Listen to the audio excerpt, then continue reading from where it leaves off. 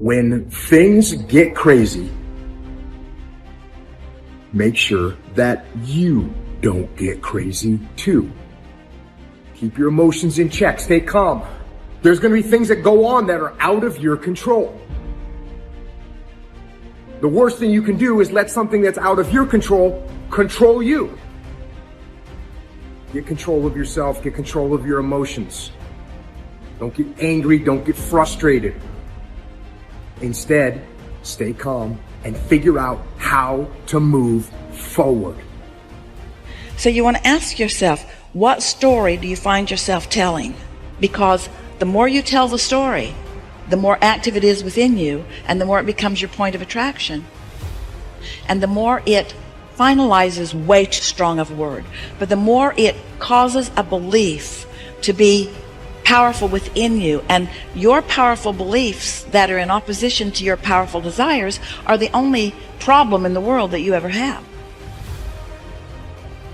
Your subconscious mind is extraordinarily powerful, and its job is to keep you consistent on the outside with your commands on the inside. Burdens are what age us. They drag down our spirits. We can change the world. Just for a moment, close your eyes and connect with that part of yourself. If each one of us would practice getting in touch with the treasures within us on a daily basis, we could literally change the world. And as Joseph Campbell said, life is a wonderful, wonderful opera, except that it hurts. So the question is, do you see it as the beautiful opera? Or do you just pay attention to the pain? You get what you focus on. If you focus on the things that are bad, they will become real. They will become exaggerated. They will begin to monopolize your thoughts. You'll see them everywhere. And at the end of the day, you're going to get what you focus on. They're both true. Many of you listening to me know what it's like to lose everything. You know what it's like to hit rock bottom. You know what it's like not to be supported. You know what it's like to be lied on. You know what it's like to experience emotional, relational, and psychological trauma. And it changes you because you don't know what you are made of until you have gone through something.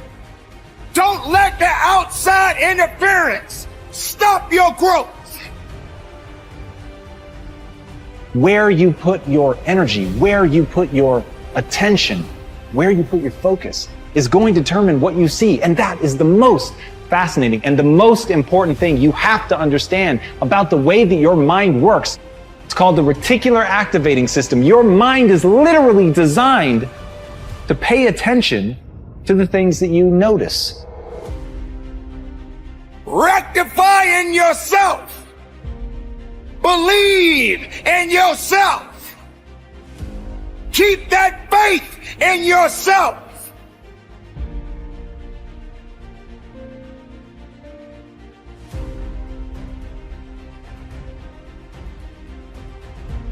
We are all under the law of our own consciousness, our own thoughts, and only we attract specific experiences to us by the way we think.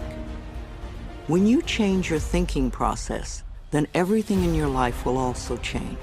You will be amazed and delighted to see how people, places, things, and circumstances can change. Blame is just another negative affirmation, and you do not want to waste your precious thoughts on it. Instead, learn to turn your negative affirmations around into positive ones. When you first begin to make the changeover, and really pay attention to your thoughts, you will be horrified to realize how negative much of your thinking has been.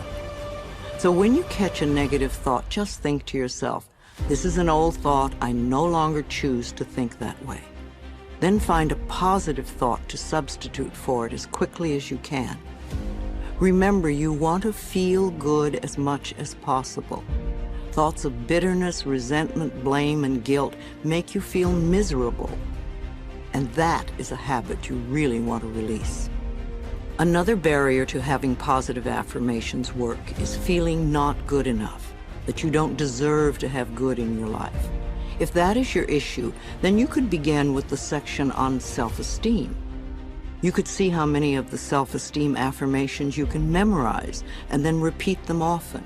It will help change that worthless feeling atmosphere you might be carrying around to one of self-esteem and self-worth. Then watch your positive affirmations materialize. Affirmations are solutions that will replace whatever problem you might have. Whenever you have a problem, repeat over and over, "All is well. Everything is working out for my highest good. Out of this situation, only good will come, and I am safe." This simple affirmation will work miracles in your life. I would also like to suggest that you do not share your affirmations with others who may poo-poo these ideas. When you are just getting started, it is best to keep your thinking to yourself until you have achieved your desired results. Then friends will say, "Oh, your life is changing so much. You're so different. What have you been doing?" And then you can explain. Go over this section several times until you really get the principles and can live them. Also zero in on the sections that may have the most meaning to you and practice the affirmations. And remember to make up affirmations of your own. The first affirmations for you to use right now are, "I can do it. I can feel good about myself. I can make positive changes in my life." And you see, every time you try to go back, you can't do it. You can't do it. And the ingredients that make for a no-limit life are 5, in my opinion. The first is quality rather than appearances. You begin to change your thinking from appearances and how things look and how other people view me, okay? Because every time you find yourself upset in life about anything that anyone else has said, what you're really saying is what you think of me is more important than what I think of me. So you change from appearances to what I call quality thinking. Quality. What is the quality of my life? Rather than how does it appear to others? Now, do you tell yourself that because my friends don't like me, that means there's something wrong with me? Now, that's what you have to learn. That another person's opinion is just that. It's their opinion, and that's all it is.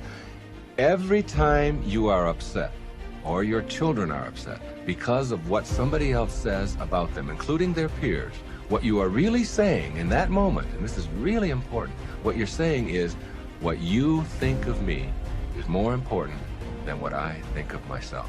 And you must never give anybody that kind of power and control over you, because they will always have it. The funny part about approval, for those of you who really want it, now I'm here to tell you that I like approval. I enjoy it. I find it one of the most exciting things in the world. I like it when people read my books. I love it when people applaud. I like it when people tell me nice things and all.